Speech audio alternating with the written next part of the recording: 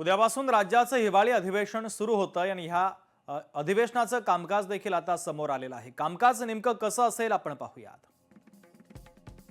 पहिला दिवस शासकीय कामकाज पुरवणी मागण्या सादर केल्या जातील, तर शोक प्रस्तावानंतर पहिल्या दिवसाचं कामकाज तहकूब होईल। दुसऱ्या दिवशी सत्तारूढ पक्षाचा प्रस्ताव मांडला जाईल। तिसऱ्या दिवशी पुरवणी मागण्यांवर चर्चा आणि मतदान केलं जाईल। चौथ्या दिवशी पुरवणी मागण्यांवर अंतिम चर्चा होऊन विरोधी पक्षाचा प्रस्ताव मागवला जाईल। पाचव्या दिवशी अशासकीय कामकाजाचा ठराव मांडला जाईल। सहाव्या दिवशी अंतिम आठवडा प्रस्ताव मांडला जाईल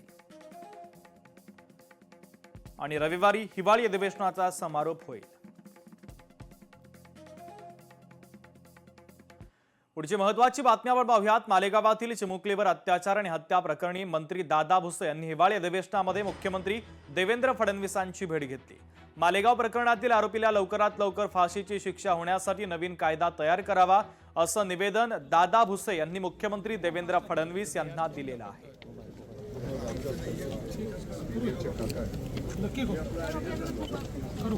मोबाईल आणि हा तसे आम्ही फास्ट ट्रॅक खाता नेतो सर, काळजी करू नका, एकदम फास्ट ट्रॅक नेतो यार, तोंड ढकलतोय। लोकशाही मराठी ऐका, पहा, जागरूक रहा।